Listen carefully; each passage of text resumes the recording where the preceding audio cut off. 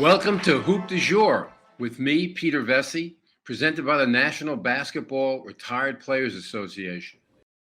Welcome back to Hoop du Jour. It's been a while. Gail Goodridge was the last person I interviewed. And now I have Charlie Scott. And I've got to give you a little background music on me and Charlie. Charlie played for my Rucker team in Harlem in 1971. 71 with Julius Erving. And that's basically where we became friends. And then when he jumped to the NBA from the ABA, like 2 years later, right? Or a year later. One year later, he gave me the exclusive story on that. And I went out to Phoenix where he jumped to Phoenix. And so we're going to pick it up. We're going to pick it up at the Rucker tournament, and then we'll get into something else afterwards. So how did you wind up playing for me in the Rucker? It was my first year there. It was Julius Erving's first year there. And then suddenly I have Charlie Scott. And it really, what the story was that I had come up to New York from Norfolk, Virginia. I was living in Norfolk at the time because I was playing for the Virginia Squires. And I had driven up there with my girlfriend at that time, who was a girl named Vivian Ford.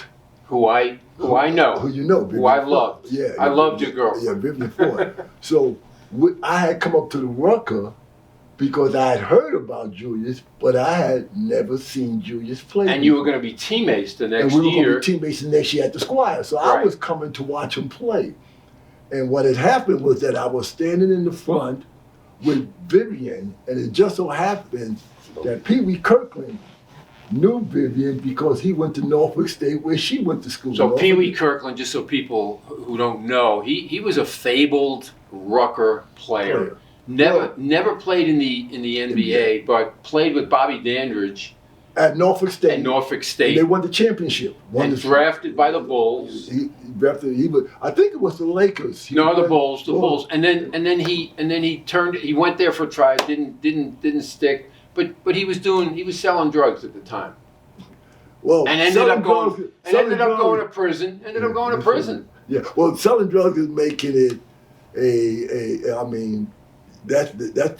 he was the biggest probably drug dealer in Harlem. There you go. At his age. That's what Pee Wee Kirkland was. Okay. And the thing about it was that they would show up at the Rucker game. They would all drive up in Cadillacs. And it was like an entourage of guys would come. So it was like a show. And really, I had gone up there that Sunday to watch Julius play. I had heard about Julius, never seen him play, but I had gone up there to watch Julius play, and I had my girlfriend with me, who was my girlfriend at the time, Vivian. Okay.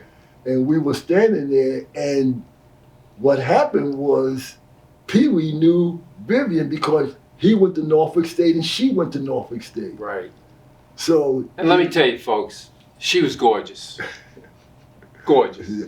So what happened was that as he walked by, Pee Wee happened to say to me, "What's the matter? You scared to play?" And that was the challenge that made me, that's what I said, no, I'm not going to let anybody else. And plus, I'm in Rucker, my home, New York City. Yeah, you're from Harlem. I'm from Harlem. Yeah. This is it. And then all the young kids are standing behind me, because at that time, I was an ABA star. I'd gone to college, I'd done these things, and it really was been in the Olympics, won an Olympic medal, gold medal. So I was a Harlem kind of, a folk hero in that era. So I was being challenged. I felt personally challenged about my ability to play by Pee Wee.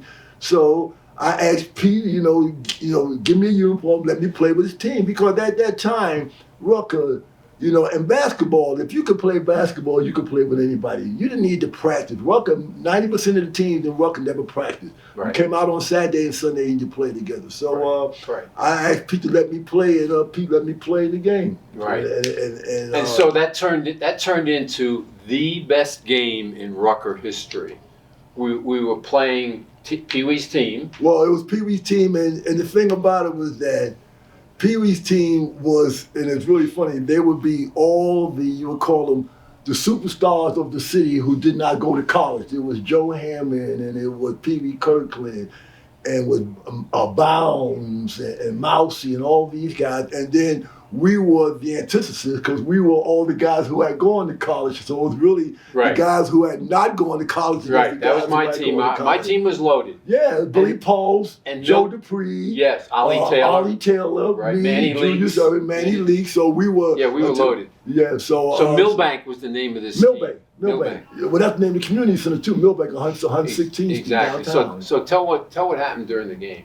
Well, what happened was that, like I said, there was a challenge kind of before. Really the team was warming up, and as Pee Wee walked by, Vivian, who was my girlfriend at that time, he happened to say, "What's the matter, Charlie? You scared to play?" So, I'm in Harlem. I'm with my girlfriend, and Al Ball was there with me also, and not only had the kids hear him say that, and so it was a challenge that I had to take to heart, and I asked Pete to let me play on the team, and, All right, so- and I played on the team. So anyway, we're winning the game. We're winning the game. It's all pros basically against guys like he said that never played one day in the pros, and they wind up. Joe Hammond puts on a show in the fourth quarter, and they tie the score. They tie the score, and we go into overtime. And in overtime, Charlie takes over overtime. I told him, "Give me the ball." Give me the ball. He took over, and so and during the game, the whole game, he and Pee Wee are Talking back. They're saying stuff that I'd never heard before. I'd never heard before, and I'm going, should I even be here? What are they doing? I can't even say it now. But Well, see, the thing about it, what it was that, like I said, I was the college kid, and Pee Wee, and to me, were you it the same was- age? Yeah, I'm not Pee Wee's a year too older than me. Okay. But what it was that to me, it was me showing kids a different pattern than what Pee Wee was showing them how to be lived. Because like I said, remember they used to always drive up in the Cadillac and come in the park and they have the beach chairs and all that thing. Right. And at that time, I didn't want people to think that, that was the life that all the kids had to give me. So and Pete had the exact opposite team. He had a team of college basketball players who all were from New York and with the different from this team. So it was really, it was like good against evil. The park was packed. That's the time when they had people was up on the roofs and everything. In the trees and everything. Because again, it was the most anticipated game. Because before I was there, it was anticipated because Pete had all the pros on his team, right. and Pee Wee, were not all the pros. So then what happened was, he wins the game. I think you had like 8 or 10 points in overtime, and we win going away. But for the next 50 years, and it might even still be ongoing, it was written that we lost. Yeah, I don't know why people. It was written we lost. I wrote a column. I got the column. I wrote a piece afterward, having everything we just spoke about. Yet this guy from the New York Times, he decided that he was going to listen to Joe Hammond, and Joe Hammond said, I showed up at halftime and I scored 50 points on Julius and all that. Unbelievable, stupid stuff. Yeah, he did the whole game. Yeah, and then exactly, and then he wrote a book about it, the history of Rucker, which was so many mistakes. So for 50 years or so. Well, people always think about it. Everybody always have a different story about how that game came about and what it was about and everything like that. But really, the challenge to me, like I said, was all about a girl named Vivian Ford, that went to Norfolk State. That was all about to me because poor Vivian, she became a stewardess. Yeah, airline stewardess. And her last flight before she was going to move to California was to New Orleans. The flight to New Orleans. It crashed. That's the flight that crashed. And everybody died, including Vivian. Vivian, the stewardess. I ended up. I love that one. Yeah, I'm gonna tell you else who was crazy about it. Steve Jones. Why? He came to the funeral. Oh, really? Yeah, Steve. I mean, Steve.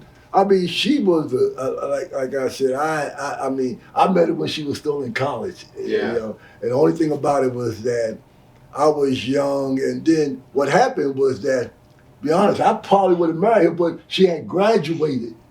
Uh-huh. The next year. See, my first year there, then the next year she had graduated. Uh-huh. See, that was the end of my first year when we played in the Rucker. Yeah. But then she had graduated, and then that's when she moved and had got away. And so, and that's when, and we young at that time. You don't stay in touch with people at that time, man. But to be honest with you, that whole game and the whole competitiveness came about because of her. Because of It was because of her. I mean, well, I don't know if you know it, Charlie, but after you stopped dating her, I dated her. And I'll tell you what, I was like in awe of her. no, because she was tall. I mean, oh man, she's beautiful. I still have a picture of her on my phone. In fact, she moved out to Vegas and with Greg Morris, a very good friend of Greg Morris. Yes. And then not only that, I moved to L.A. and I lived in Mount Olympus, and then she had another very good friend of hers was Stephanie Mills, who lived in Mount Olympus. Unbelievable. Yeah, that's a good friend. Because that's when I saw her again out in L.A. She had to come to visit to Stephanie Mills. So were you allowed to talk about the fact that Pee Wee threatened you after that, or? Oh yeah. It was like because like I said, at the end of the game, what had happened, I started calling Pee Wee out one-on-one. Yes, you did. See, I started calling him out one-on-one and just started, calling him and telling him what I was going to do to him. So what happened at the end of the game, in fact, I know it was his boy, Fred Myers. I'll never forget, Freddie Myers came to me and said, "You walk past 116th Street, you're a dead man." And they told me, "Don't ever come past 116th Street again." And where did you live? I live on 140th Street. And then I was uptown, and I told him, you can do all this talk, all that shit you want now, because we uptown. I never went past 116th Street anyway. So I was never worried about that. I lived in Virginia at that time. I didn't live in New York anymore, so they had to worry about it. Have you been past it yet? I don't go down to 116th Street anyway, so I was never worried about that. They never could see me any damn way. I said, yeah, okay. But no, at that time, like I said, we were uptown in Rucker, and then really all the guys that I went to school with was up there in the park. So I said, yeah, you can say that all you want, because I knew I was never going down past 116th Street anyway, and I didn't live in New York anymore at that time. I was living in Virginia. So in fairness to Pee Wee, just let's finish it out. So he did go to prison. He went to federal prison, and for a while. Hey, not only did he go to federal prison, he set the record. He scored 100 points in a game. They were writing about him. They were writing about him in Sports Illustrated. He played on a prison team. Made the all-prison first team. Yeah, all-prison first team. Scored 100 points in prison and whatnot. So anyway, he comes out, and he's had a very fruitful life since. He turned his life around. I remember he was in. Well, he moved to Vegas. But he's back now, isn't he? He's back in New York now, and he runs the program now and whatnot. Right. So he turned the program. And Pee Wee still looks like Pee Wee. It's amazing, doesn't he? He's thinner, and he got his hair grow a lot longer. Doesn't he? It never aged. Yeah. Now see, because the last time I saw Pee Wee, thinking about doing drugs myself. No. I saw him. Last time I saw Pee Wee was at Connie's funeral. Oh, okay. So he came to Connie's funeral, and in fact, he spoke at Connie's funeral. Really? Yeah. They let him speak at Connie's funeral, because they were saying anybody that has anything good to say, and Pee Wee came up and he spoke at Connie's funeral. But excuse me, I talked to him now, and now we're friends. Okay. We're friends. Okay. So at least we leave him on a good note. Yeah. He was in Above the Rim. He was in the movie Above the Rim. Yeah. He played the Georgetown scout, and he was recruiting Dwayne Martin, who played the lead role in that. So I mean, there he is. He went from Rucker to starring in, next to John Thompson, telling him, "Hey." I'll tell you another little story. What? One of his Pee Wee, when he moved to Las Vegas, one of his girlfriends was Altarese Davis. Really? Yeah, he went out with Henry Davis Jr.'s wife. Yeah, when he moved to Vegas, because he moved his mother to Vegas. A lot of stories. And the thing about it, Pee Wee. I mean, and I have a little respect from this standpoint that Pee Wee never got caught doing anything wrong. But what happened was that he bought his mother a house under her name in Vegas, and the federal income tax people, they were coming after her. And he said it was his money, and that's how he went to jail. I didn't know that. Yeah, see, he bought his mother a house in there. And see, because the government was always trying to get him. Yeah. So they had his mother there. I see. How did you get this money? How had you have the money to pay for the house? Right. So he had to take he took that because he moved his mother to Well, Vecsey. Charlie, I got to tell you, they said they told me when I got up there to the Rucker, they said, there's Pee Wee Kirkland, don't say anything to him. Because he has a bag under the bench, and there is a gun in the bag. There's a gun, yeah. There was a gun in the bag, and I said, "Well, I'll make sure to be very respectful to Pee Wee." But let's switch gears before I go back to you jumping leagues and all that stuff. Mm-hmm.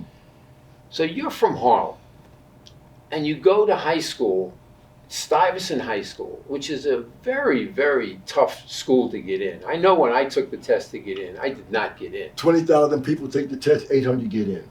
So you were a smart dude. Uh-huh. What made you leave Stuyvesant High School, which was right next to Stuyvesant Town, yeah, it was where I lived. 14th Street and Klein.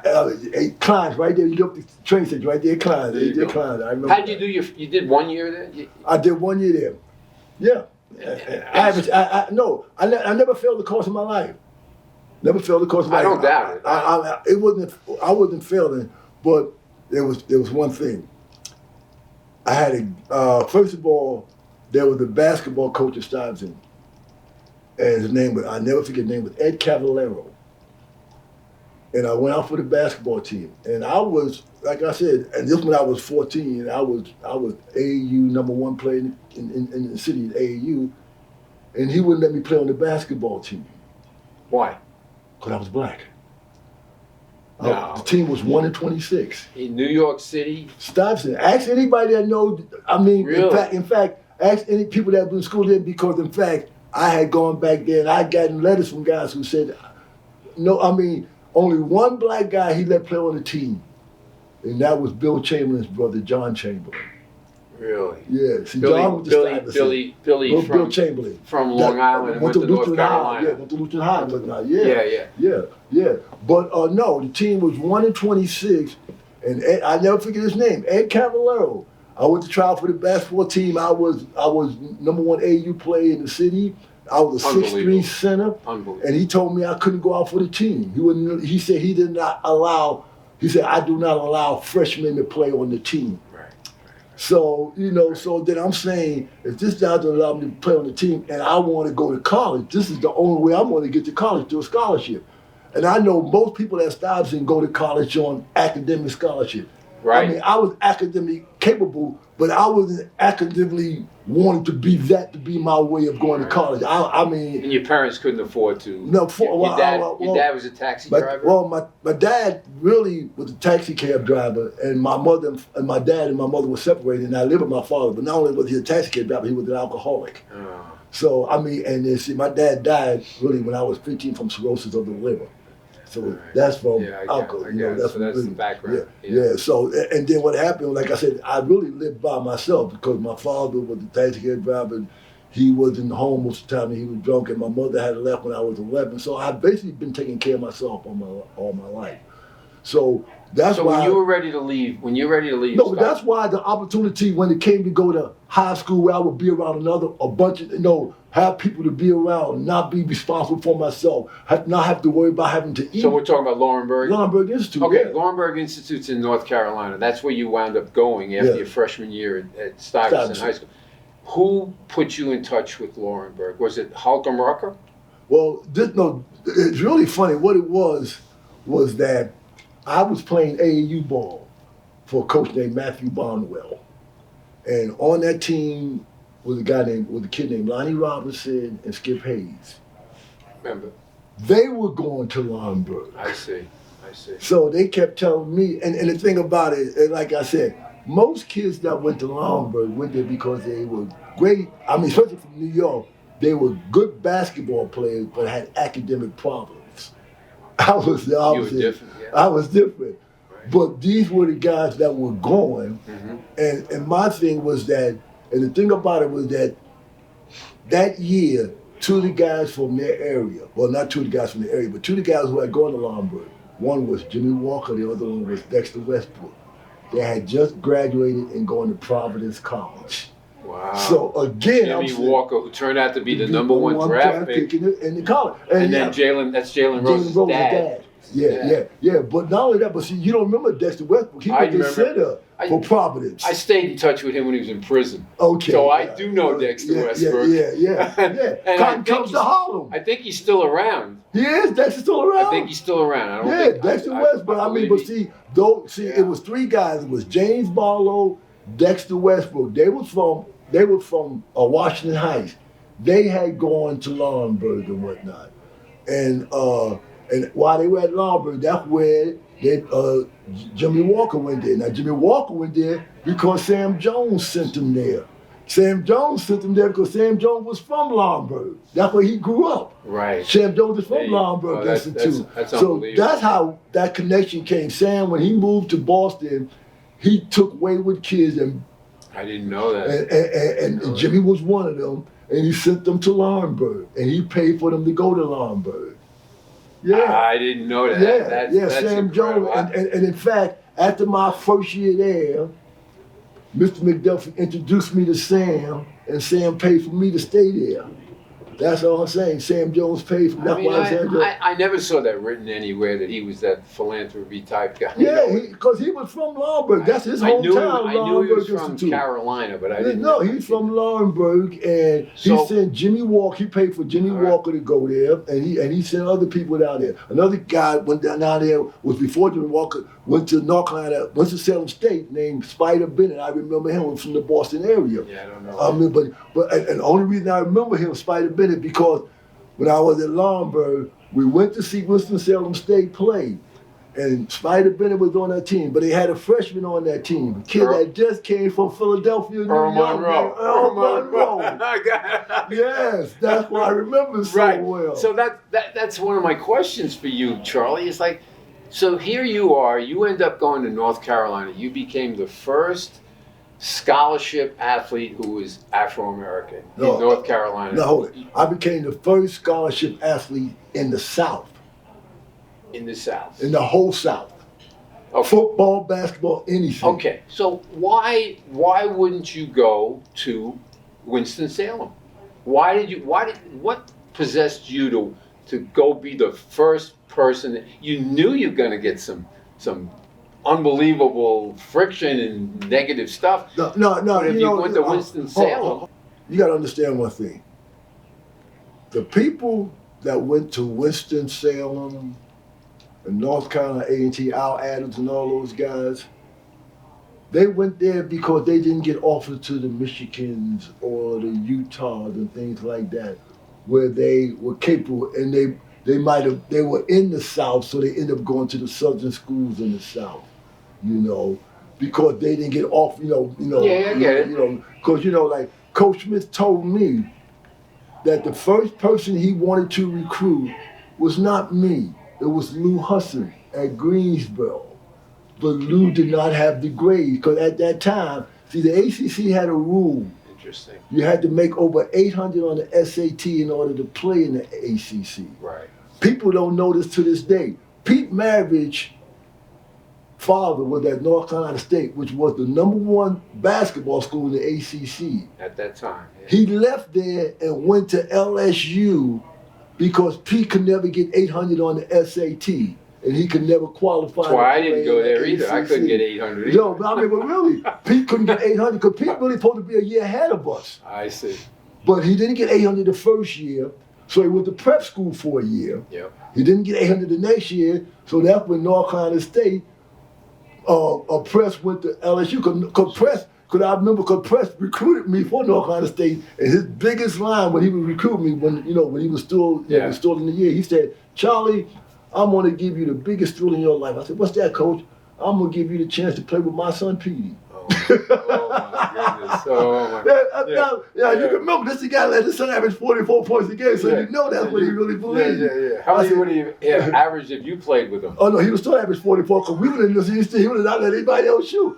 No, his father, really, to be honest with you, I mean, and I hate to say this, I think that was the biggest mistake his father made because Pete would have been a great all-around basketball player. Yeah. But he made him such a scorer. Yeah. And then you got to remember, then he was drafted by the Hawks, who had 5 black players. They had to trade 2 of them to get Pete. Yeah. Because they moved to Atlanta. Yeah. No, you're right. You know, so I didn't know that about Lou Hudson. I know Lou Hudson was also recruited by NYU. Yeah, because see, Lou was from Greensboro. Yeah, I know that. I know that. So anyway, so Dean Smith came to you. What again? Well, to be honest with you, Dean Smith wasn't the one that. So what happened was that Lefty Giselle recruited me for Davidson. Lefty was the first one that recruited blacks. Let's get honest. He doesn't get enough credit for it. Lefty Giselle was the first one in the South to recruit black ball players. Lefty recruited me. And Can you name anybody that played for Lefty at that time? Yeah. Who? Dick Snyder. No, Fred Hetzel. They're white. They're both white. They had no black ball players in the South. I'm saying I'm the first black ball player. So okay, but I'm saying there was none before you. No. You would have been the first. I would have been the first. But that was Lefty's choice. Is that what I'm saying? Lefty doesn't get the credit for it. That was his doing. Nobody knows. You know, and the thing, because see, what happened that Lefty recruited me. Like I said, Lefty brought me up to camp in the summer. You know, and I was up there with Pete and it was Bobby Crimmins. Bobby Crimmins, me, Pete, Bobby Crimmins, Dave Cowens. You know, we were at the camp and whatnot. Lefty offered me a scholarship. Then. I wanted to sign a letter of intent. But my high school coach, Mr. McDuffie, said, no, you can't sign a letter of intent early, you know, because he said, Charles, I just want you to visit other colleges so that you have know about other things. Smart man. No, he had a vision. He wanted me to go to the University of North Carolina. Oh, he did. Why? Because he understood the importance of being the first black to go to the state university. That's what he understood. Because what had happened. Was he black? Yeah, a lot of my history all black. I don't know. No, Mr. McDuffie, they're all black. You know, see, the backstory is that Mr. McDuffie's father started the school. His father went to Tuskegee Institute. He was given a tour. He was given a bondage by Booker T. Washington to go in the South and start a school. Frank McDuffie's father started Lombard Institute in 1904 in the small city of Lombard, all for black kids to go to school so they get a chance to get an education in the South. Incredible. That's what that school was built for. It was built for that. The purpose of it was built. Then what happened? They gained a great basketball team. People don't know Meadowlark Lemon is from that area.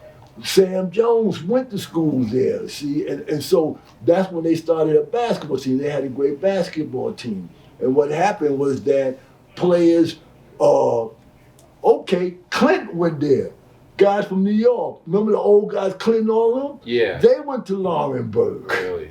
Yeah, see, I didn't know all this until after I had gone. You're schooling me right now. Yeah, but see, Clinton, all those guys that played with Connie Hawkins, the upper class guys. Yeah. Clinton, all those, the backcourt guys, and all those, Ham and Clinton, all those guys, they went to Laurenburg. I didn't know all about this thing until I had gone to Laurenburg, but Laurenburg had always had a great basketball team. But because the players came from out of state, they were never allowed to play in the state tournament. I see. Did Earl Manigault?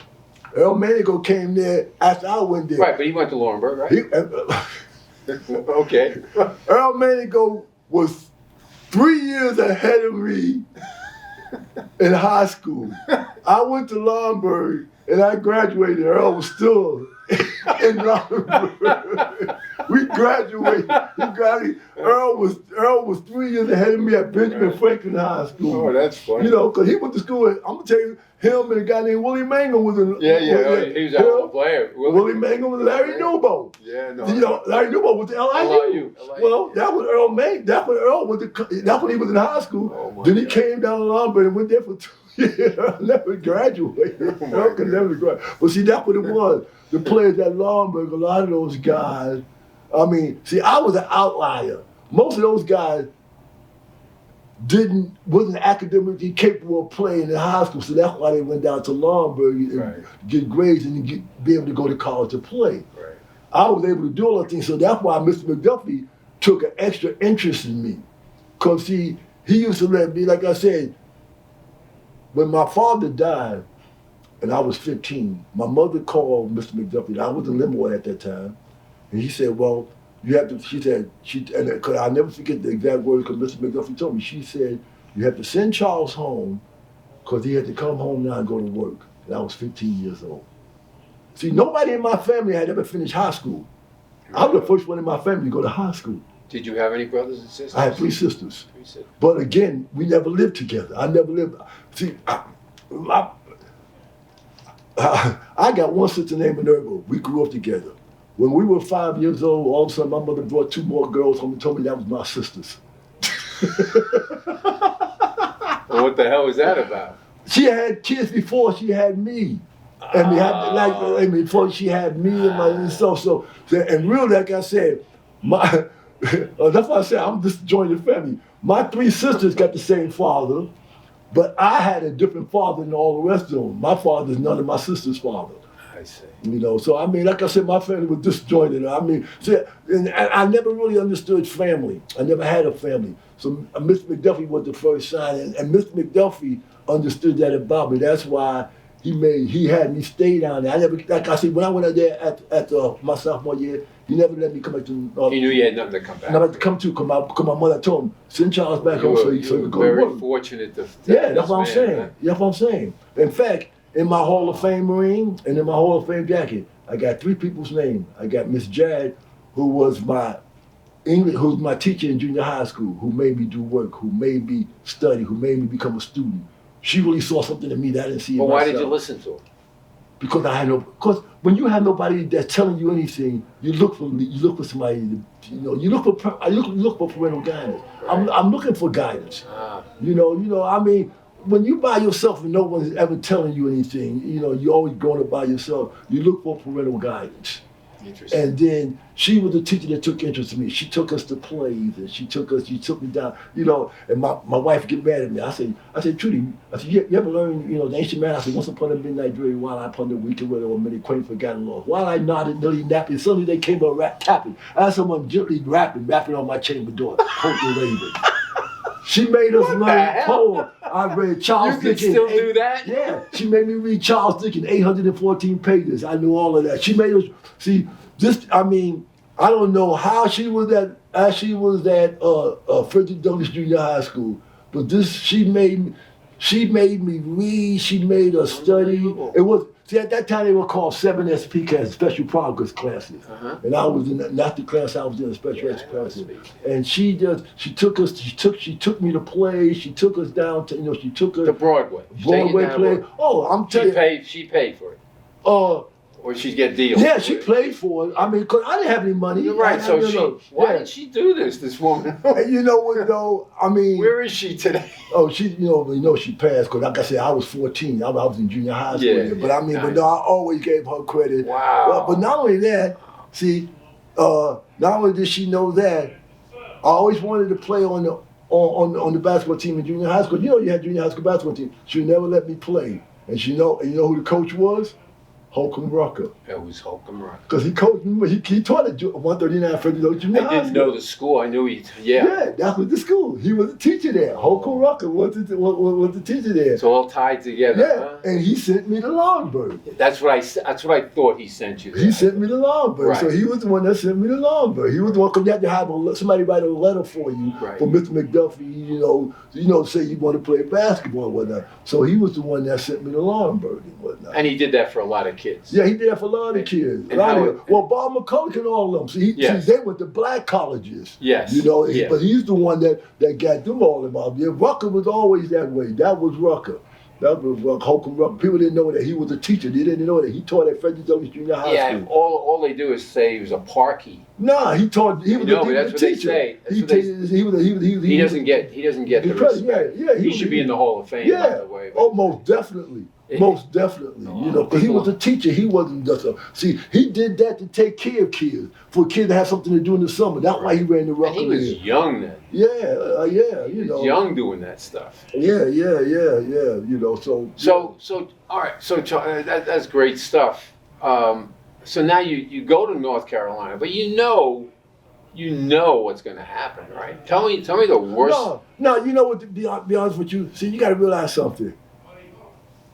When you grow up with nobody around you and nothing around you. And like I said, when I was 14, my biggest hope was that when I turned 17, I would go into service, go into the Marines and get out when I was 21. That was my biggest dream in life. That was my only dream in life. That's all I thought I would do. My father was a taxi cab driver. My mother worked at a laundromat. I didn't know anything about professionalism. I never been around professionalism. Like I said, if it wasn't for Miss Jarrett, I probably, the thing about it, I went to Stuyvesant, and what made the teachers mad was the fact that I was getting 80s and 90s but playing hooky all the time. see, that's what upset them and whatnot. Yeah. And what happened was that, like I said, I didn't live with my mother at the time, and she lived with another man. But what happened was that they had sent a letter home, so she would never. My mother never came to school for me one time. I graduated from junior high school, won all the awards, and she never was there. My mother never came to school for me, one time. But what happened? I was really lucky that the guy she married, a guy named Fields, that she married, when they got a letter from Stuyvesant telling him to come out and see me, he went. She told him to forget about it, but he went down to the school. Really? And what the guy, and I never forget what Ed Cavallero told. He said, you know what? Why don't you just take Charles? No, he said, well, Mr. Fields, what do you do? He said, well, I'm a construction worker. He said, well, why don't you take Charles and really take him with you to work at construction work? That's what he told me. That coach is like. No, that was, yeah. He said, What's up with him? Yeah, he said, why don't you take him, Yeah. So, Fields, and I'm glad he was very insulted by that, as well he should be. Yeah, he was, well, but, so he said, no, but see, that's, but that's circumstance, so that's why when Laurenburg came around, I knew, if I was going to have any chance to go to college or do anything, I would have to, go to Laurenburg. In fact, I never forget, there was a kid that was on that team that went to NYU. I can't remember his name now. Wasn't a good basketball player, Leibowitz or something like that, but that went to Stuyvesant. But no. Advance the story to North Carolina. So what happened was that, okay, my junior year, I started getting offers, to go to college and things like that, In fact, one of the colleges that offered me, one of the guys was George Radley. You know George? Sure, yeah. George was at Villanova at that time. Yeah, they had great teams. Yeah, and you know what George used to do? And I tell George this all the time. He's one of my best friends now. I said, George used to send me clippings all the time of hangings and in the South, to discourage me from going. And you know what, though? Oh, my God. You call him now, I say, George, did you say, yeah, I'm the one to send them to you. Oh, my God. Yeah, because he worked, Jack Kraft was the coach at Villanova. And George, in fact, when they recruited me, George and them, they recruited me, they brought my whole first five up from Lombard, to recruit me to go to school. He was gonna do anything to get you. Yeah. But I always tell George that he used to send me clippings all the time about hangings and blacks being home in the South and how blacks were being done in the South. Well, he might not have been that far off. But what was so funny? What's so really funny about it that him and Lefty is like this now. They're the best of friends. Because remember, he worked for Lefty at Maryland. Yes. Him and Lefty are best friends. But Lefty was the coach at Davidson. That's what he was trying to get me away from. So he used to send me letters. All right, so who else came after you?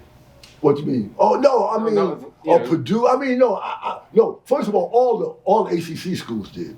Wake Forest, North Carolina State, Duke, all of them. They all wanted you as their first black. Yeah. And the coach at Duke was Vic Boomer, but the assistant was Chuck Daly and Ubi Brown. Yes.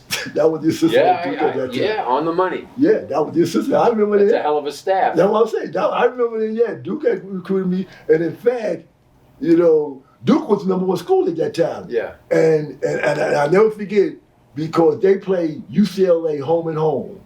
And I went to see the game. I always tell Mike Warren this. I went to see the game when Duke. Mike Warren, who played for UCLA. Backcourt for UCLA. Became a Yeah. But I always tell Mike. I said, Mike, I never forget, because I was recruited by Duke and UCLA. The first year, Duke had played UCLA in the NCAA tournament, and then they played Duke. Duke played UCLA in in Charlotte, North Carolina. So Duke gave me tickets to the game, you know, because they were recruiting me. I said, Mike, I never forget this because that when Duke had Mike and they had these big tall guys, and I said, I never Yeah, forget. they're 2 7-footers. Yeah, yeah. I said, I never forget. You driving in the basket and you had this big outfit. You come out there sweating like hell.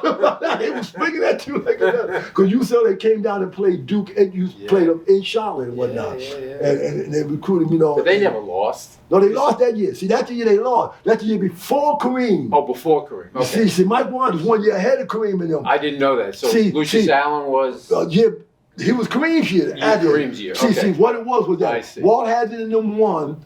Then it was a year Mike Warren sophomore year they lost. Yeah. 1-2. Yeah, 1-2. Then with the year they lost, that was Mike Warren's sophomore year.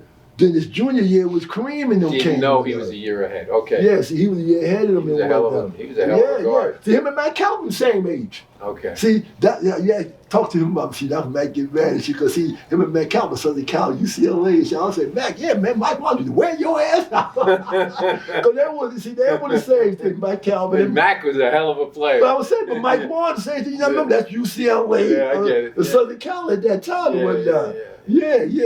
No, but nah. And then it became Gus Williams and Westfall. Yeah, Westfall and all of them, Against UCLA. Yeah. So go back, okay, so what made you choose North Carolina? North Carolina? Yeah, over all these other schools. Dean Smith? Was it Dean? You know, I'll tell you what, Dean would have been the last. That's the absolute truth. And that was really bad because now he's the first person in my life. But he would have been the last. Why? Reason. I mean, the last reason I would have gone. I get. Put it this way. Why? Put it this way. Dean, personality is nowhere near Lefty Giselle's. Right. Lefty make you feel like that you're the best guy in the world. Right. That he loved you forever. Dean was just straightforward all the time. Straightforward. No offers? No under the table stuff? Oh no, Dean, no. Dean didn't offer me anything. But all these schools, nobody's offering you anything? Oh yeah, I got offered all the schools. Or I mean, like at Lefty, the guy paid for my last year at Lombard. The guy named Dr. Richardson. He paid for my last year at Lombard. You know, so no. Let's out some other schools. What schools? All the schools, NYU, Providence, all of them. Besides offering you a scholarship, what did? I mean, all offer money. Money. Because see, at that time, I mean, why didn't you take it? Well, first of all, I didn't know him. Like I said, I didn't make my choices. Mr. McDuffie was making my choices. Because, see, he was really my guardian. Yeah, like I said, I was a blank sheet. You were lucky, man. I was a blank sheet. You understand what I'm saying? I was a blank sheet, and someone had to fill in that sheet on who I was going to be. See, that was the thing. I had intelligence. I had athletic ability. I wasn't a hoodlum. So I'm saying someone had to fill in the blank of what I was going to be as a person. Luckily, I went to Lombard. Mr. McDuffie filled in that blank. He became, because like I said, after my sophomore year, I never went back to New York City. He kept me down there. I stayed there in the summertime, and then I went to camps and whatnot. Then after Lombard, I went to North Carolina. They took care of me because I stayed down there. You know, I stayed in North Carolina all that time. So I'm saying that was my growing process. So if Dean Smith was like the last thing that was going to make you go there, what were the things that influenced you to choose North Carolina, UNC? Okay, first thing. Like I said, I lost my front teeth when I was 14. I mean, in 8th grade, and I was a senior. Still didn't have any front teeth. What happened? Playing basketball. You know, you got knocked out. Elbow, you know, been there. Front teeth, And see, and I told you, my mother and father never took me to, I never been to the hospital in my life. Never been there. First time I've been to a hospital when I broke my wrist, and Rockingham took me to the hospital, and then I stayed there I went in the hospital at 2 o'clock. I went in the hospital at 2 o'clock in the afternoon, and they called my mother where she was working, but she said she could not leave work. She was not going to leave work. So I sat in the Harlem hospital from 2 in the afternoon to 11:30 at night. And they couldn't do anything for me because not I was allowed to do anything until you get permission. I was underage, they get permission. Right. So I sat there with my wrist dislocated from 2 in the afternoon to 11:30 at night before they could even do anything. At 14. At 14. You know. Okay. You know. All right. So you had no teeth until when? No front teeth. Till Coach Smith. I went to college. So you didn't have teeth going into college, front teeth? No. Coach Smith did it. Damn, Charlie. Coach Smith did it, and the way he was able to do it, because what it was, there was a program called Upward Bound. I remember that. So I went like after I see, because this what happened after graduation. This is what it was. Graduated in high school, valedictorian, won all the awards. You did. Yeah, I was valedictorian in my high school class. So you know, I made 1596 on the college board. Damn, Charlie. I only got one. I got 2 questions wrong on the college board. I got 800 on the math part, and got 790 and got 796 on the math. That's why I said I could have gone to any school and whatnot. I mean that's what it was. That's why I was so heavily recruited in the ACC. Billy Packer, all of them, because they finally now Billy Packer ended up getting Norwood Tallman and Charlie Davis after that because of them. But I'm just saying no. I had no frontier. Charlie Davis, I think, was the first. Norwood Tallman. Charlie Davis. He was the first. Norwood Tallman's my year. Do you know who Norwood Tallman is? He went to Powell Memorial with Kareem. That's how I met Kareem. Hey, the last time I saw Noah Todman was I know he's doing real up in good. Rucker, and he was on drugs. And yeah, stuff. I mean that. Yeah, he died. He's died. And you know what's funny? He was He's the a great guy. That's what I'm saying. Great. He was the one that put me on the road of how to get it. I mean, I never because he went to Powell Memorial with Kareem. I know that. Because that's how I met Kareem and everything like that. He was a hell of a player. Yeah, Norwood Tallman. That's what I said. Norwood Tallman. Yeah, that was my guy. It was a sad day in the park when I saw him sitting there. Yeah, that's what I'm saying. We talked for a half hour or so. That's the last time I ever saw him. Yeah, but I mean, all right, so go on. Mr. McDuffie took care of me, and he kept me down there. So what happened? Like I said, Lefty was the first one to offer me a scholarship. Okay. And Lefty, not only did he offer me a scholarship, he let me pick the next 4 guys who would go. Like every time, because at that time you could visit school as many times you wanted. Yeah. So anytime, I'm gonna tell you, Jeff Petrie visited it. He had, every time somebody visited, he had, because I was only an hour and a half from where I live in Long, was only an hour and a half. He would have somebody come pick me up, bring me to Davidson, and ask me if I liked the guys. And he let me pick. I picked Mike Malloy, Jerry Cole, Doug Cook, and all those other guys to go to Davidson. I picked the class that was. Remember Brian Adrian? Brian Adrian. Malloy. Huh? He played with Mike Malloy at Davidson. Who's that? Brian Adrian. Had to be a year after. Because they were together. They were together. Yeah, like I'm saying, the class I picked was Doug Cook, Jerry Crow. I remember to this day. Yeah. Doug Cook, Jerry Crow, Mike Malloy. Because we ended up playing them 2 years in a row. And in fact, Lefty said that's why he left time. Left him with the Maryland because he couldn't beat us. We beat him in the East Regionals every year. Mike Malloy from Queens. From Queens and whatnot. I mean, 6'7". He's passed too. I know. Well, he passed in Harlem. Long time ago. Yeah, he lived in Europe. I said Harlem. Harlem. Yeah. No. Let me tell you a little story. Mike wouldn't have got in because what happened? Mike, like I said, every time somebody visited Davidson, Lefty had me come up. So when Mike visited, Lefty had me come up. But what happened was that I stayed someplace else, and Mike stayed on campus. Mike was a Jehovah's Witness. Really? Yeah. He stayed on campus in the dormitory. In the dormitory stayed, guys got drunk. Mike got drunk the first night. He never drank before. He got drunk the first night, and they called him off campus drunk. He was on probation before he even got to school. And not only that, it should have been a sign to come because that was Mike's downfall, alcohol. Oh my. Yeah. Mike. Around and go. Let's get back to Carolina again. Now, going to Carolina, like I said, I was recruited. Carolina was never the top choice of my fleet. But then what happened, I visited Carolina, they had a weekend they called Jubilee Weekend. And this was the weekend right before finals. And so I visited Carolina that weekend. And then that weekend, you can go to parties and things like that. I went out and they didn't have any black ball players.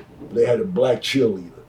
So this cheerleader, he took me around. But not only that, he took you around? He took me around some places. But what happened was that, like I said, I had played high school ball. And Jour was only 15 miles from Chapel Hill. So there was these girls that had written me letters when I was in high school in Lombard playing against Hillside High School. Now, I'm gonna give you another story. I played Hillside High School. You know who the ball boy was? John Lucas. because his father was the principal of Hillside High School. Oh my God. Yeah, John Lucas was. Ask John Lucas about it. You know, because when we came to play him, that was the biggest game in the state. Long way because I was recruited to go to North Carolina. I mean, to go to Davidson. Sure. And I was coming, you know, and we were coming to play Hillside High School. So I mean, the game was just packed and whatnot. And what happened? I got a letter. I'll never forget it. A letter from a girl named Dolly Faye Smith. It was my first fan letter in my goddamn life. I got a letter from a girl, Dolly Faye Smith. Still have it? You still have it? No, I don't have the letter anymore. But I mean, but what happened was that was what changed my mind. Because see, Davidson was 20 miles from Charlotte and shit. And I couldn't get back and forth. And Davidson was all boy. But I got a letter from a girl. This girl was responsible for you. I told Coach Smith the other day, have shit to do with it. Shows where our heads are at. It was all about some girl. And not only that, not only that, Durham was only 8 miles from Chapel Hill this year. Yeah. I could get back and forth, and you had North Carolina Central and whatnot. Right. How long did you see that girl?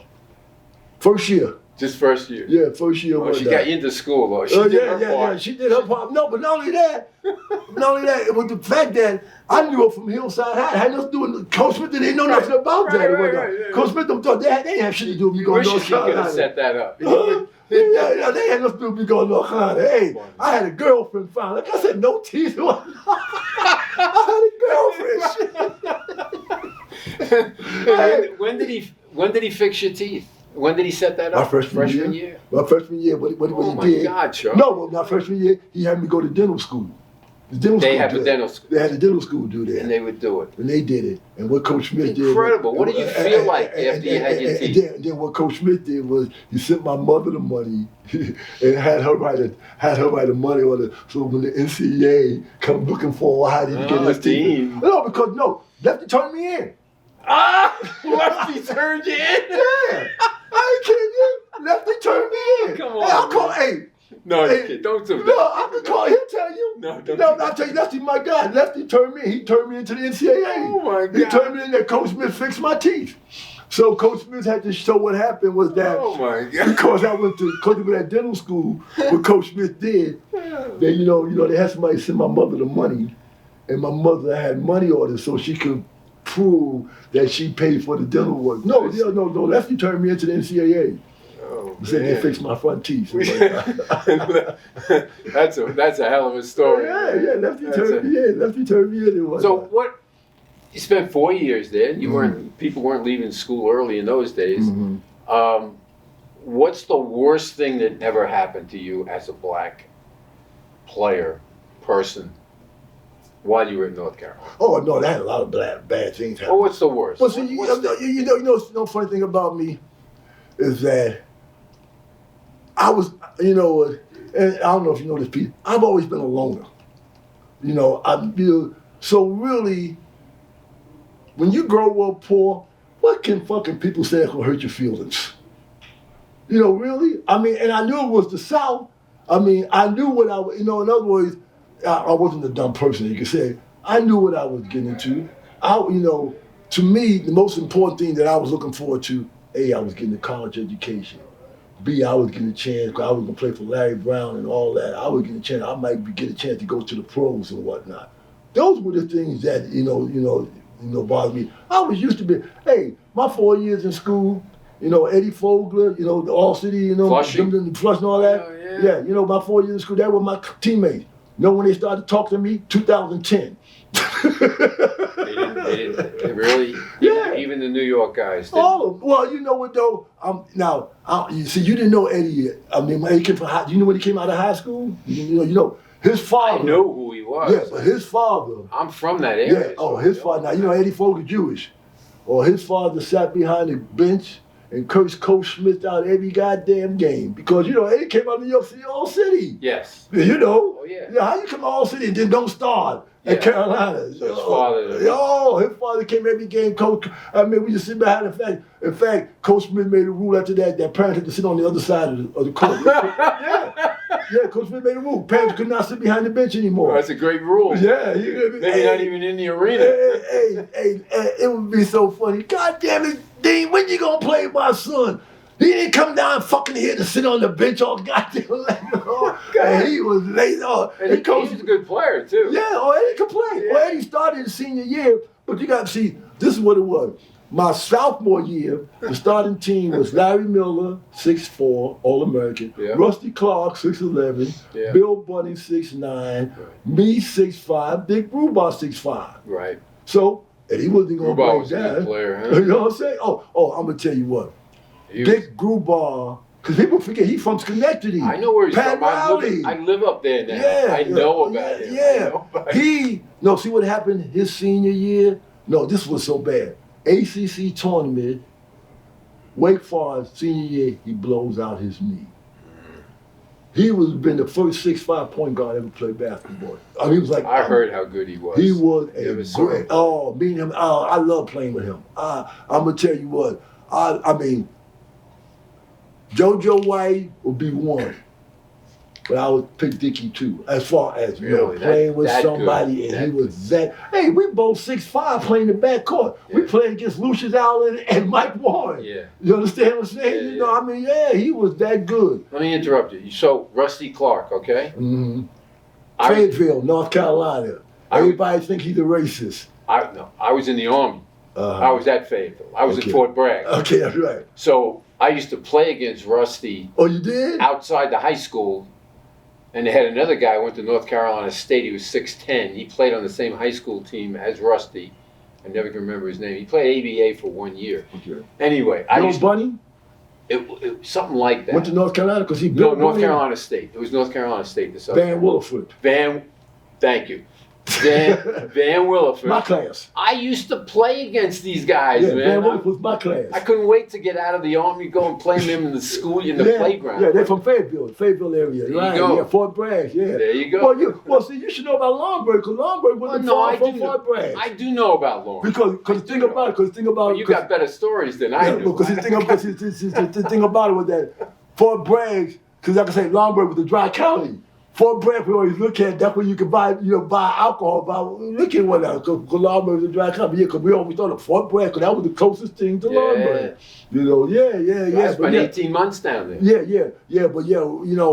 And that's what, and that's what everybody really looked at Rusty, because Rusty not only, was from there, everybody think he was a little redneck, he had maids. He was rich, Yeah, he was rich. He was rich. He had maids. He had black maids in the house and things like that. Yeah. So everybody always wondered how he was, but he wasn't. He wasn't. He was all right. He was all. But people always thought that because of his background. I didn't know that. I didn't know that they thought that about him. But I knew he wasn't because I played. You find out right away. Yeah, because you gotta understand one thing. I'm the first black guy Rusty ever played with. I mean, in high school. Right. Because he played with me. Yeah,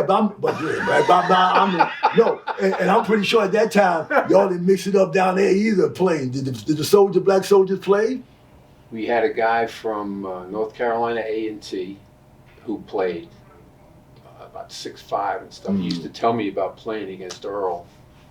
Yeah, I said, what's I can't think of his name. Yeah. That's a long time ago. Yeah. But I don't think he did come to the playground. Yeah, to play with us. because I was the first guy that Rusty ever. But like I said, people always had they used to want, because like I said, Rusty came from a rich family. He was Tell people he's 6'11". Rusty was 6'11". Hey, but not only that, Van Williford was 6'10". No, I'm gonna tell you what. What a team they had. I'm gonna tell you. I'm gonna tell you what. Rusty could have played in the pros because he had great fundamentals. See, he left hand hook shot, right hand hook So shot, what happened? short Well, jump why shot. He doctor. Yeah. He went straight. He went straight to med school. Right. I mean, he told me not to draft him. He went straight to med school. Isn't that? I never knew that. I always wondered about that. And not only that, Rusty didn't take an athletic scholarship. He had a Morehead scholarship, which is an academic scholarship, which paid more money.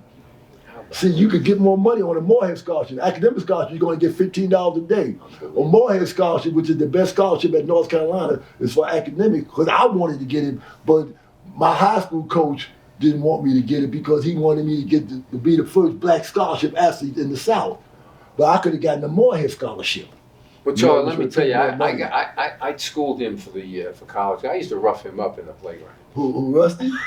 You know what though? I'm gonna tell you what. Everybody always because that's what they, I don't know why, but that's the only guy, because Dickie from Connecticut, all the other guys on the team was from North Carolina, but Rusty was the one that everybody always thought, and I'm not saying by on the team, I'm just saying everybody from the outside will always think that he was going to be the one that was going to be the one that I would not be able to get along with, which was purely, not even true. Did you, you said that your teammates didn't talk to you until 2010. I know that's.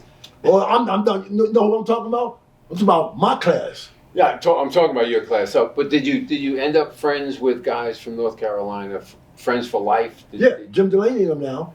You know who Jim Delaney is, right? Used to be commissioner of the Big Ten. Yeah. So he was one of your teammates? Yeah, Jim and Eddie, they all say, in fact, I'm gonna tell you, and there's another guy, Jimmy, I can't think of the guy whose father used to run a basketball camp in your area that went to school. Now he wasn't on scholarship, but Eddie, was close to him. But no, Jim Delaney.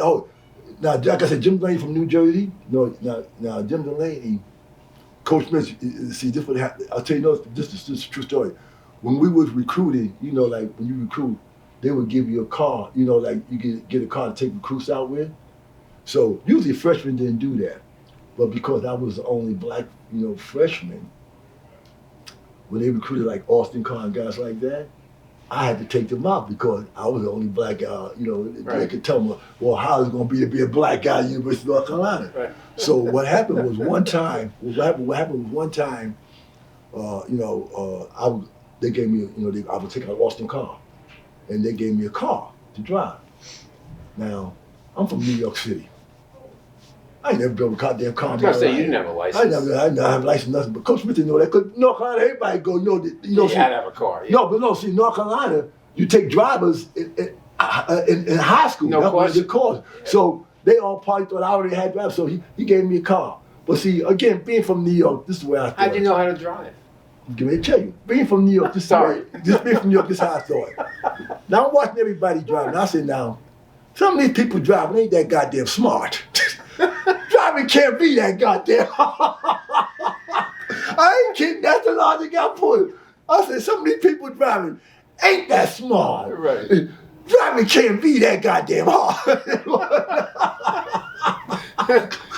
Did you have to drive a stick? No, it was automatic. Automatic car. So he gave me the car, to take off the car around. But what happened? There's one street.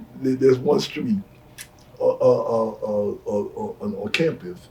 So I was doing pretty good too. Only way I screwed up first is that I didn't know you're supposed to use 1 foot, so I was using 2 foot, 1 for the brake and 1 for the accelerator. Yeah. So then once the guy told me, another friend of mine, don't try to just use 1 foot. I was doing pretty good, but then I came down the street. I came down the street and on campus. It was a real narrow street. There was a car on this side and on this side. So I come down the street and I'm going, and all of a sudden I hear skrrrr, and I done scratched the whole side of the goddamn car and whatnot. Oh God, how am I gonna tell Coach Smith that I done scratched the car? Right. I don't have it. Then he gave it to me. I didn't tell him I didn't have any driver's license or anything. So people who have licenses get their car scratched too. No. So I parked the car. Yeah. I parked the car in the dorm. I go to bed. You had a park. No. I mean, I gotta tell you, driving ain't that goddamn hard. Couldn't be that hard. So I parked the car. I go to bed. I go to the dorm, go to bed, go to my room, go to bed. 4 o'clock in the morning. Jim Delaney, Charlie, wake up. Charlie, wake up. What? Listen, when you went to bed, we came in the room and we took the keys to the car. And I wrecked the car. Oh. I said, oh, you did, huh? He said, yeah, it's all scratched up. I said, okay, well, you got to go tell Coach Smith. So he went and told Coach Smith that he wrecked the car. So Coach Smith took Jimmy and gave him, how he usually wear those 20-pound vests and shit? First, he made Jimmy work out for 2 weeks with the football team. He made him run with the vest and everything. Oh my God. So, this is 1970. So in 2015, we had class reunion, and I said, Jim, remember that time you took the car from me? He said, yeah. And remember when you thought that you had wrecked that side? He said, yeah, I had done that. But I didn't say anything. And Did you laugh? Did he laugh? Yeah, he laughed. Pissed off. No, I said, nah, he said, you took the car. You should have taken the goddamn car. That was all That's you right. was. Why'd you take the You car? took the car with it. Yeah, oh, man, that's yeah. funny. Yeah, I mean, the whole side was tough, you know. That's So I said, driving can't be that hard. I mean, funny. you go, and, you know, and being from New York, you know how arrogant we are from New York. Yeah, we can, anybody, the people from North Carolina, driving can't be that hard. Did you, when did you get a license? Did you have to take a test? Yeah, I finally got, I finally learned how to drive and took the test, you know. Like, So I had to get a license because I had to drive back and forth to Durham now. Yeah, you see that girl. Yes, no, I saw a lot of girls by that time. So you now you had teeth. So I remember you coming to the Rucker, just changing gears a second, for that game or for another game or something, and you were driving a Del Caballero. Yeah, Cadillac. And what color was it? It was green, mint green. Mint green. Mint green and white top with a white top. I never forget. So the guy, you parked it right outside Rucker, and the kids were all, oh, Charlie, Yeah, the car. Charlie, oh man, what a great car that is, Charlie. And so, how much that cost, Charlie? And you said, I think you said $25,000. And one kid said to you, damn, Charlie. He says, you could have bought a helicopter for that. I never forget that. Well, you know what though, see, like I said, you know, like, I was a blank page and whatnot. You know, I really was a blank page. And I was open to learn, you know. And the first sign I had of a car that was, you know, I mean, I hate to say, was the first sign was the picture Superfly. Sure. You know, that car. Well, that's what my car was just like that. No, yeah, convertible. Convertible was the same thing. Oh, it was Del Caballero. That's what they were called. I've written about that. I know what it was. Yeah, you know, and see, the thing about it is that after I finally realized how stupid it was and whatnot, then I traded it in, and that's when I got it adjusted. I drove Lincolns at that time. You went to the Lincoln. Yeah, went to the Lincoln and whatnot. You know, but yeah. So all right. So go back to Carolina again. Is there anything that I remember? Carolina had an unbelievable competition with South Carolina. You and John Roach, who was from New York City. Yeah. Well, you know, you see, it wasn't really me and John Roach as much as this people forget. Frank McGuire was the coach of South Carolina. Right, left North Carolina. But left North Carolina. I know. And won the championship. 1957. And brought all the New Yorkers to New York. He was the one that started the subway, the New York subway to underground railroad to North Carolina. Billy Cunningham, Donnie Moe, Doug Moe, all those guys. Larry Brown, all those. Yeah. Bill Pete Brennan and all of them whatnot. Tommy Kearns, all those guys. He started. So what it was, and they were undefeated that year. Huh? 57, undefeated. Yeah, they won it 57 years. They beat Wilt. Beat Wilt Chamberlain. Triple overtime because they held the ball. I'm going to say double. Well, you might be right, but I know, but I know, because and not only that, the thing about it, at jump ball, Frank McGuire had Tommy Kearns jump against Wilt because he said nobody was going to win the tip any doggone way. So why put his center? Why make his center have to jump against Wilt and whatnot? Tommy's from my high school. Yeah. Well, not only that, Tommy was like he's the top stockbroker or something like that. Because he did a lot of work for a lot of people. Bear Stearns. That's what I'm saying. Yeah, Tommy. Yeah. And you know who one of his clients was? Who? Wilt. Yeah, that's what I'm saying. No, him and Wilt was real tight. That's what I was telling you. Exactly. From that game, him and Wilt became best of goddamn friends. Yeah. That's what I'm saying. Tommy Kearns. Oh yeah. But see, that's why I know him and Wilt became real good friends from that game. That's what I was ready to tell you. I mean, because he became real good friends because he jumped center against Tommy Kearns. That's what Frank McGuire put in the psychological thing. Yeah. See, Frank was good at that because this is what Frank used to do to me. You know, Frank stand up. You know why? You stand up on Charlie, man. I don't know why they always messing with you and whatnot, man. They gonna give you the call. Cause the referee standing there, don't worry, they gonna give you the call, Charlie, because you such a super player and shit. But my boys ain't gonna get that same call. Frank was like that. He talked to you from the bench. Oh yeah, no, he's standing right next to you. He's standing right next to you. Frank was you know what? Man. The stories they used to tell me about Frank McGuire in Carolina. That's what they said. They said Frank McGuire. They said they be going on a road trip. Frank McGuire go past a 5-star restaurant. Stop, we eating here. Oh yeah, he was definitely first class. That's what they said. They used to say, "Oh man." Just so people know, he brought in Dean Smith as his assistant coach. No, Coach Smith. To tell you what, Coach Smith Sure. said he don't even know why Frank McGuire hired him. He said because he knew nothing about Frank McGuire. Frank McGuire did it as a favor to somebody, wasn't now. But Coach Dean came. Because not only that, what Coach Smith said, they played him in the final, and Coach Smith told him, "I got to root for Kansas. That's my school." Right. That's funny. Yeah, Coach Smith told me that. He said, against Will. Against Will. He said, I got, and you know what? Will and Coach Smith was like this. They were the best of friends. They were very good friends. And yeah, no question. What people don't know, Coach Smith's father was a coach. And in 1934, he had a black guy on his team and he got in trouble. Coach Smith's father was the coach first. Where? In Kansas. In Kansas. Topeka, Kansas. Topeka. I got a picture, yeah, he had a black player on his team back then. See, it started with his father was the first one. I didn't know that. Yeah, I mean, you know that. Yeah, Coach Smith's father. Coach Smith with the kids. I know that. We could talk Frank McGuire and Dean Smith forever. Oh, yeah. Hey, I'm going to tell you what, you talking about, see, Frank McGuire and Dean Smith are like me and my wife. You never saw two people that are the exact opposite, except in class. They both are first class people. Yeah. But I'm talking about as far as personality. Oh yeah, Frank. Oh, Frank is the limelight. Coach Smith is doesn't want anybody to know he's around and whatnot. Yeah. But Frank but his players love him. I mean, that's why Larry went to North Carolina for Frank. Yeah. Doug and all of them. Yeah, he used to get them all. He recruited. His last recruit was Billy Cunningham and a guy from my school, a guy named Billy Lawrence. He went down there with Cunningham, and then he left and came to St. John. But that was his last recruiting class, and then Dean Smith took over when Larry and Donnie Walsh left. Donnie Walsh and them, But the thing about it was that the fact that he even hired Coach Smith, because they had nothing in common. Yeah. I mean, they're two different personalities. Coach Smith always said that. Yeah. I mean, he never expected to get the job from him.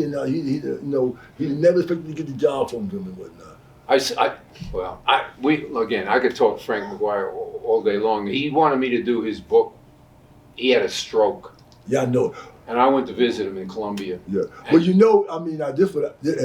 like I said, I didn't know him real personal, but one thing I do, I always remember the story about his wife, about how he took care of his wife. I guess his wife was... No, his son.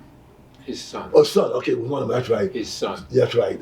His son was sick. Yeah. Sick. Yeah. And that's one of the reasons why he only coached 1 year in Philly. In Philly, Coach Wilt, 1 year in Philly. The year he scored 100 points. Yeah, I know that. In a game, and then his son was sick and he came back. I knew it was somebody. I knew something. And that's when he went back to South Carolina. Yeah, South Carolina. Anyway, let's go to Charlie Scott. I'm gonna go, Pat. We've talked so much. I want to know. So let's go. You're a pro. You're playing for the Squires, and you and I have gotten a relationship. We're not friends or anything really. I mean, I'm a reporter trying to cover you and stuff, and I love the ABA and covering the ABA. And then you had your rookie year, and then Julius joined you your second year. You lead the ABA in scoring. I think 34 a game. 34, so might have been the highest ever. Yeah, it is. Right? Yeah. Still forever yeah, for 9 years. Yeah, for 8 years. Okay, so then you decide that you're going to jump to the NBA. Was it that second season you jumped? Yeah, second season. But it was the end of the season, right? Yeah. Well, and really, what it was, the thing, what it was to me was, like I said, I'm a competitor. And to be honest, to be honest with you, we can do this. My first year in the ABA, now, first team all league team was Roger Brown, Mel Daniels, me, Donnie Freeman, and another guy. I don't know. Maybe Dan Issel. Maybe. Yeah, no, this was second team. Second team. But but it was Roger Brown and Mel Daniels on the first team. And on the second team also was Bob Medalecki. So that was three Indiana Pacers. Yeah, that was three guys from the Indiana Pacers. Yeah. And then I was the second leading vote getter for most valuable player. But Mel Daniels won most valuable player. And really, to me, I thought, he's got 3 guys on the team that made all ABA. Yeah. And I got no one else on my team, but he was chosen as the most valuable player. Yeah, but then you got Julius Erving. No, that's next year. Yeah, I understand, but then he came to the team. Yeah, no, but I was talking about the fact that year I thought I should have been most valuable player. Okay, all right. You know, and really, see, after going through what I went through in the ACC with John Roach and that, I was tired of being left out of a walk. Like my year at North Carolina, I'm first team All-American. I scored 40 points, which is still the ACC record for the championship game. You know, made the Olympic team, first team All-American. We go to the finals, and John Roach was Player of the Year. You know, so I had gone through this. Then the next year, because I bitched about John Roach being Player of the Year, they picked Charlie Davis as Player of the Year next year. Well, again, I'm first team All-American. So when I go who to had the better team? We did. We won every year. You beat South Carolina? Yeah, every year. Really? Yeah, we were first place every year. We went to the NCAA tournament. Only one team went to the NCAA tournament. That was you used to go down and watch it? Yeah. You used to go down and watch it? No, we won every year. Okay. No, that's what I said. And I was first team All-American. All Nobody right. else in it. So you're pissed. No, well, what it is, it's a pattern. You know, it's a pattern. I see. And then it happened again in the ABA. But I said, well, wait a minute now. You know, I said again, you know, I mean, the honest, like I said, I was on the team that was picked to come in last place. And we came in first. Right. You know, we were, because we had lost Larry, we had lost, Doug, but by the time we had lost, Warren Jabali was gone, we had lost all our star players. Mm-hmm. You know, we were picked to come in last that year. You know, Kentucky was picked to come in first in our division because they had you know, Dan Issou, Louis Dampier and all that team. Darryl Carey and all that. Yeah. And we won. And I just said, you know what? And like I said, it just followed up with me going through what I went through. So you were already thinking that in the second year, you were already thinking about switching leagues? Yeah, because of that. Like I said, you know, I'm going through the same thing I went through in the South again. You know, I'm saying, you know, like, because again, the one thing that I always thought about sports was the equality of life. You get what you earned. That's where, you know, that's what people always say. Sports is supposed to be the equality of life. You know, what you do on sports, you know, and I just felt like, again, you know, I had gone through this, you know, and to be honest with you, like I said, I was first team All-American, made the Olympic team. We were number 2 team in the country. I scored 40 points, which is still the ACC tournament record. And then when it came for the ACC voting, John Roach was unanimous vote, and I was like five sports writers didn't vote for me.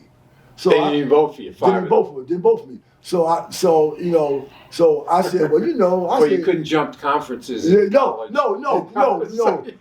But what had happened was that I had said, because what happened was that I wasn't going to play the next game because they voted for the ACC Player of the Year after the tournament. I wasn't the most valuable player of the tournament, but I scored 42 points, and then they voted John Roach ACC Player of the Year. So then we were going to Eastern Regionals. I wasn't going to play. I said, you know what? I'm through with this shit. You know, I'm tired of messing with me. But then Coach Smith, you know, told me, you know, well, you know what? If you do that, you do just what they want you to do. You be, you know, giving into what they want you to do. You thought about not playing? Yeah, you know, because, you know, like I said, sports was always told that that's where it was going to be the equal. What you did on the court. You know, that's why I said I could take all the names that people were calling me because I knew that what I did on the court spoke for me. But then, I mean, and like I said, cause what really pissed me off, 2 years, like I said, I've been to Carolina my freshman year, Larry Miller was Player of the Year because we won. Next, my sophomore year, Larry Miller was Player of the Year because we won. My year, we win, John Roach Player of the Year. You know? So I see, you know, so I said, hey, it's all about color. Especially when I set the record for the ACC tournament, which is still a record, 40 points in the championship game. Right. You know? So we're the number 2 team in the country. So now I understand. So now you're coming into your second year with the Squires. So you're at what point during that second year did you decide that you wanted to jump to the NBA? Jump to the NBA? Yeah. It was when Al Ross got Spencer over. Agent. Yeah, Agent. but see, he had Spencer. Yes, You know, yes, and Spencer Haywood. Spencer and I, you know, really, that's when I came to the ABA because I knew Spencer. Because you knew him from the Olympic From team. the Olympic team, yeah. Spencer and I was real close. You won the gold in Mexico. Yeah, in Mexico City, yeah. Mexico City, and that's where you met Spencer. I know he was the leading scorer on that Yeah. team. In fact, Spencer held the record for the longest time until Kevin Durant just broke it. People didn't know that. Leading scorer in the tournament. What? The Olympic tournament. Really? Yeah, people didn't know that. Spencer was the leading scorer for a But long he time. only averaged 16 points.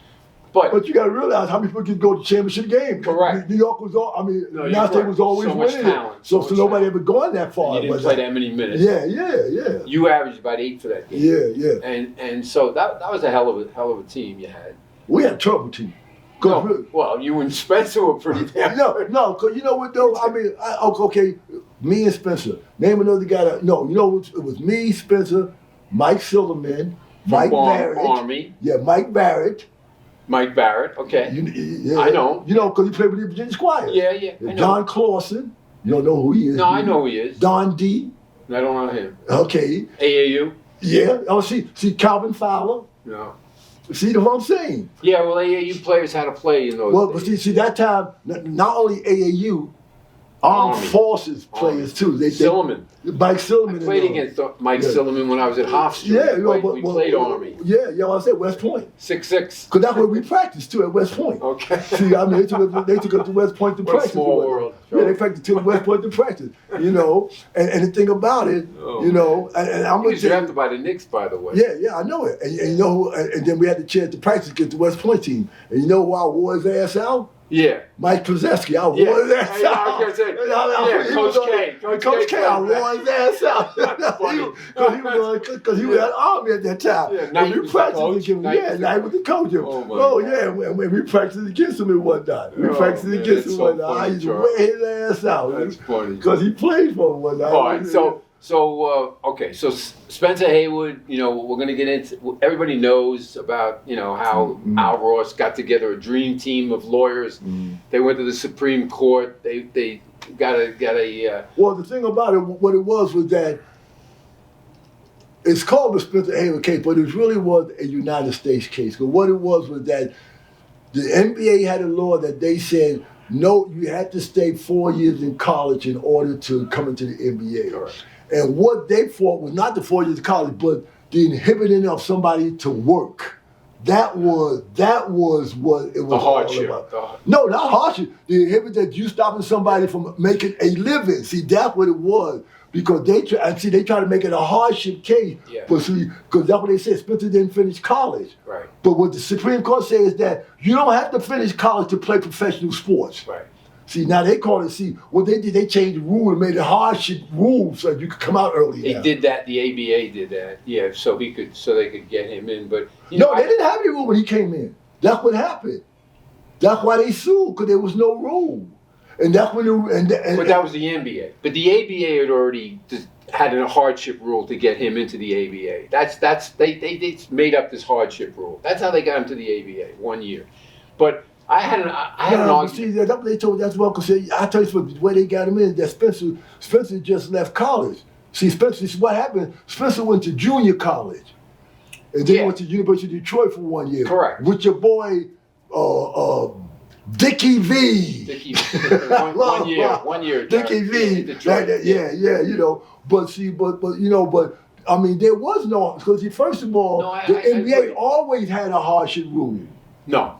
Yes, they did. That's why Wilt could not play. That's why Connie could not play. You could not play until you finished college. Remember Wilt went to Kansas for 1 year. Then Wilt had to play in the Globetrotters until his fourth year. Yeah, no. Till his class graduated. No, that's true. He played more in Kansas than 1 year, but no, I mean, freshman. I mean, he played Kansas 1 year.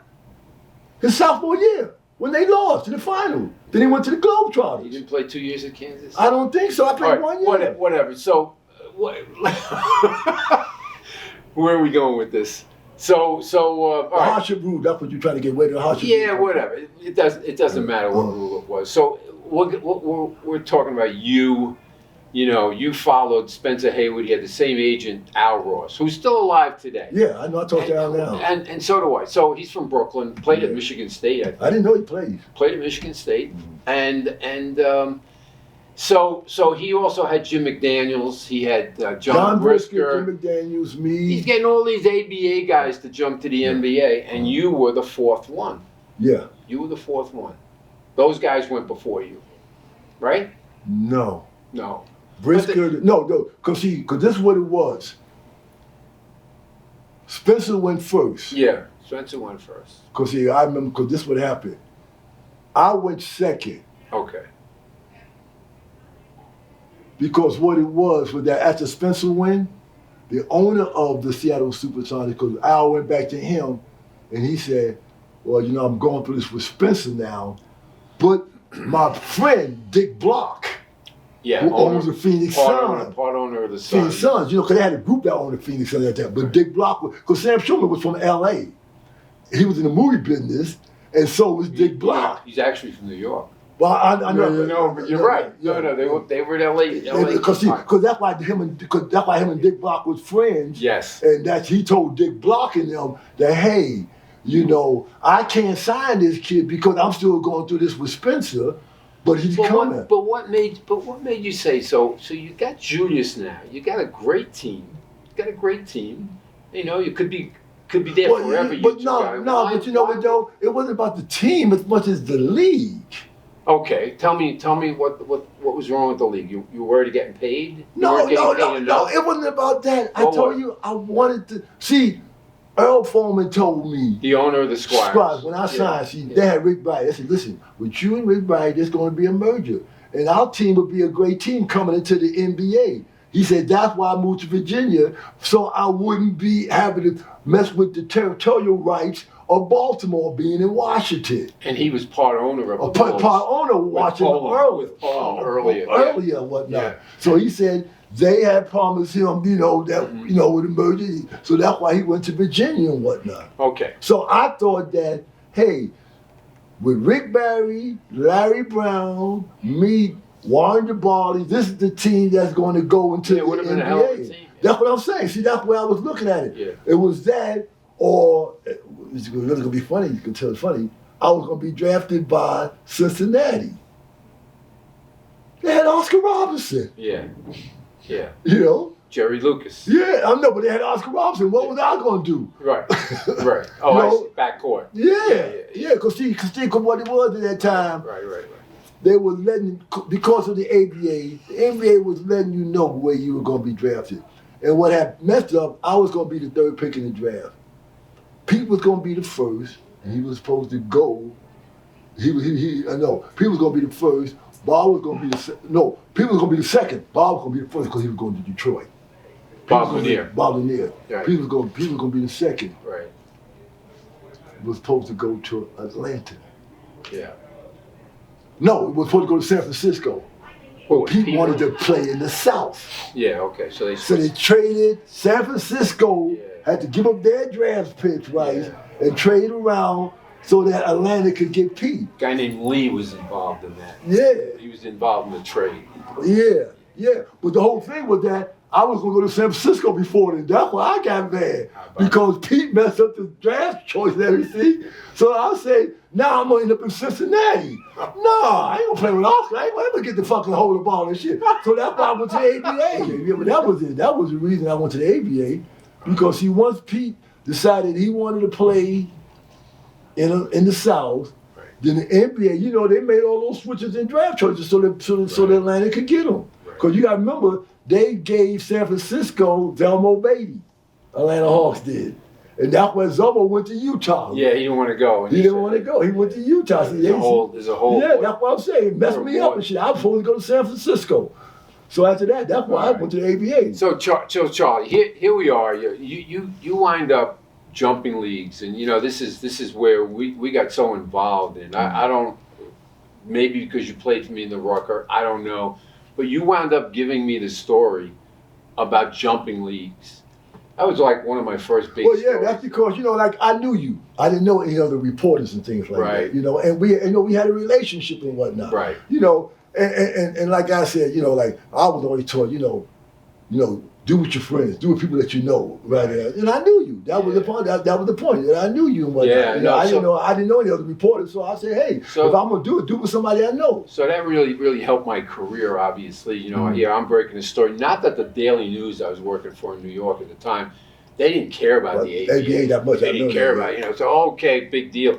But I said the hell with that, and I wound up going out to Phoenix when you jump teams, jump leagues.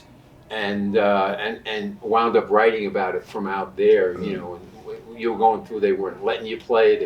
Going through. No, I didn't. They let me play. Right away, you played. Right, I read it because see what happened. I came like in March. 9 games. It was 9 games. 9 games. 9 games. See, okay. but what had happened was that, and I was the only one. Well, not I was the only one that knew, but I knew it, and Jerry knew it, that the trade with Paul Silas, and see, Paul was still on the team then. Yes. When I was there March 12th. I remember the day, March 12th. That was the day that I played when Phoenix, March 12th. Right. So, how did you find out that Silas was part of the deal? Because, like I said. So you were actually drafted by the Celtics. They had your rights. This what happened. I had signed with the ABA. Right. Before the draft even came Correct. out. So what happened was that Red Auerbach said, okay, well, I'll just draft Charlie Scott. Because at that time, the NBA could draft up to 10 rounds. Yeah, afterthought, just an afterthought. Afterthought, I'll just draft Charlie Scott, because what it did, it gave him my draft rights. Yeah, it's an unbelievable move by him. Yeah, that's what I'm saying. So you like 131 or something like that in the draft? Yeah, I'm second. No, I was like 7th round. But I think it was 130. Yeah, it might have been that. So you were probably the guy who was drafted lowest ever in the NBA history. That's a Hall of Famer. Yeah. That's what I said. Because Red said, well, you know what, I'll take Charlie Scott. 7th round, and then... And he gets Paul Oh, Silas. that ended up being a gold mine for him. Yeah, gold mine. That was a goal. I mean, that's what Fred showed himself. He was smarter than everybody else. Because not only did he get Paul Silas, but he made Jerry pay $50,000 a year of Paul Silas' salary. Because he said, I would take Paul Silas, but only at $125,000 a year. Right. See, because what happened, Red was going to sign me first. When he had my draft right? Yeah.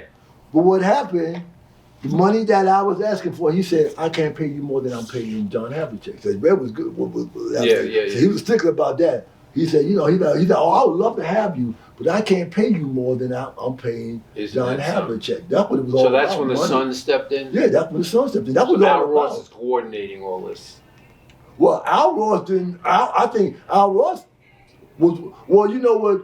Really, Sam Schulman coordinated it all. Okay. Because Al went to Sam Schulman after and told him that that Red said he couldn't sign me and whatnot, but the Red would the draft. Right. So Sam Schulman he called Dick Block. And he called Dick Block. And then Dick Block called Jerry Colangelo. Right.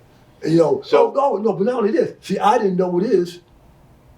I don't know how they knew it because Jerry Colangelo told me Jerry Krause was following me. Because Jerry Krause was the scout for the Phoenix Suns. Working for the Suns at that time. And he said that's who had followed me to know, about my ability to play, that Jerry Krause was scouting me. Right. I guess they were scouting players in the ABA and whatnot. And he said, because Jerry Colangelo told me that, Jerry Krause. Isn't that funny? Yeah, Jerry Krause was the one that had scouted me. Yeah, they had a relationship from Chicago. Yeah. So I'm flying out there. How much time do we have? We got about 5 minutes left. Okay. So I'm flying out there, and I'm sitting at courtside for your first game, right? And I'm sitting with David Wolf, who wrote Connie's book Foul, and we're sitting together, and so I'm covering the ABA basically, and Jerry Colangelo has a guy serve a what is it? Some kind of legal thing. Subpoena to David Wolf. He gives it to David Wolf. For what? They wanted to give it to me. Was it for you? Yeah, it was for me. And David goes like, "The hell is this? It's got your name." I said, "Well, they didn't give it to me, David. They gave it." Well, they didn't know. The guy probably missed up. Two white guys. Two white guys. Give it to the guy. He gave it to the wrong guy. He gave it to the wrong guy. So it was like he was accusing me of being an ABA you know. Oh, working with the So you ABA? work with the ABA. So I looked at this. I said, I'm okay. I go to the airport and get out of town. I left town after that. So Colangelo and I laugh about that to this day. He said, yeah. He said, I knew everything that was going on. You guys were coming in. No, I mean, I'll tell you what Jerry did now, because see, Jerry, I mean, and this is what Al Ross got mad at him about. See, what happened was that Jerry took me and flew me to Chicago. And what it was, he had me sign the contract in Chicago. Mm-hmm. But see, and I give Al credit for this, but what Al said, no, you haven't signed it. But Charlie gets his back money, the money that the Virginia Squires owe. See, Jerry wanted to just go from the contract on. No, Al Ross got me another $300,000. Yeah, so yeah, I know there was a lot of money involved. I'll tell you something you don't know. Yeah. So everybody knew that Silas was going to be the player to be named later. Mm-hmm. Silas knew it. I spoke to him at the time. I went to your that's workout. Because I told him. Okay, so I went to your workout in the Jewish Y, I think. Yeah, Jewish Y, yeah. And I was talking to Paul about it, and Paul says, yeah, and he says the ABA is offering me a lot of money right now to jump over. Yeah, that's what they did. You know, like when I went to Phoenix. So you knew that? No, see, when they came to Phoenix, they tried to offer Dick Van Arsdale, because see, that's what Jerry used at the court case, is that you can't come to court without clean hands. It was the clean hands doctrine. You can't come to court bitching about something when you did the same thing. Haskins, they were after Haskins. Haskins, yeah, and Dick Van Arsdale. Because Dick Van Arsdale Silas was the big one. No, Dick Van Arsdale was the big, because he was the homegrown boy. Yeah. See, because he came to court and see, and so that's he spilled his guts. Yeah, see, that's when they got the preliminary injunction that stopped them, because that's when the judge said, you can't come to court. There's a doctrine called that's how I know about the doctrine of clean hands.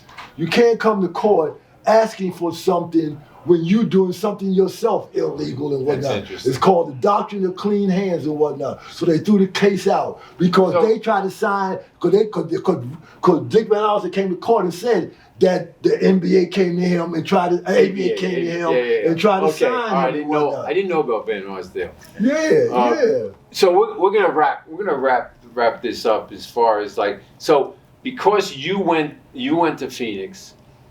Silas goes the next year to Boston. They win a championship the year after that. They won 74. They win the championship because of him. Then you get traded to Boston for Paul Westphal. You win another championship in 76. I mean, Charlie, this could be a movie. Like, how did this work out? One of the greatest games ever. No, I'm going to tell you the true story. Because that's not how it was supposed to go. You remember Larry Crager? Of course, yeah. Okay. Yeah. We playing the Lakers. At the end of the game, Larry Crager, we played the Lakers in the form. Larry Crager said, Charlie, can you come outside? Bill Sharman want to talk to you. I said, okay. Yeah, he was Sharman's guy. He said, I go outside. Bill Sharman said, Charlie, we're trying to get you. You got to go to Jerry and tell him you want to get traded. Right. And whatnot. He said, because we're offering Gail Goodrich for you. I mean, he told me that. Yeah. So I go to Jerry and say, Jerry, now you remember I got a 7-year contract. I said, Jerry, you know what? No, I go get I get an agent to go and say, Jerry, I want a new contract.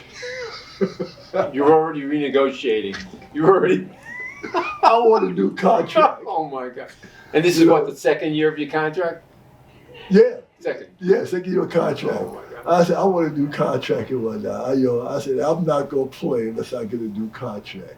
Of course, they told me, I didn't know that. Yeah, that's crazy. So what happened, they offered, see, they told me to do that. Bill Sharman, Larry Craig, Cause I'm gonna tell you the truth too, and because it's North. So you had more years than that. You had 2 All-Star years or something. 3. With the Suns. 3. So all right. So now in the 3rd year you're off. That's what I'm saying. That's what I'm saying. Not after the first year. No, at the end of the game, they are, because they off, they tell me, that Larry Cracker tell me, okay. Because you got to remember, Jerry West getting old, and then see. And the funny thing about it, people forget, Gail Goodrich started out at Phoenix. Yes. Went back and Gail Goodrich was a hard negotiator. I think Jack King Cook didn't like him anymore, so he was going to trade him back to Phoenix for me. Yeah, a lot of contract problems. Yeah. So what happened? Oh, that's funny. So what happened was that, so I go and tell Jerry, you know what, Jerry, I want a new contract. And I'm not going to play till I get a new contract or whatnot. Because that's what they tell me to do. So then, May 23rd, we going on we go to the NBA trip for Europe. No, we go on a trip every summer. I'm standing online, and Larry Fleischer walk up. No, first of all, John Havlicek walk up to me. How you doing, Charlie? I'm doing fine, John. How you doing? Okay. Then Jojo walk. Yo, man, what's happening? I'm talking dog. Celtics usually don't talk to no goddamn body but Celtics, so they all talk nice to me. And then Larry Fleischer walk up and say, "Had you heard?" I said, "What?" He said, "You was traded," he pointed to me, and then 2 people in front of me for him. Paul Westphal was standing in front of me. And I looked at him, you know what I said? Nah, they had to get more than that. We're gonna end it right here. That's a good way to end it, Charlie. Thank you for listening to Hoop du Jour with me, Peter Vecsey, presented by the National Basketball Retired Players Association.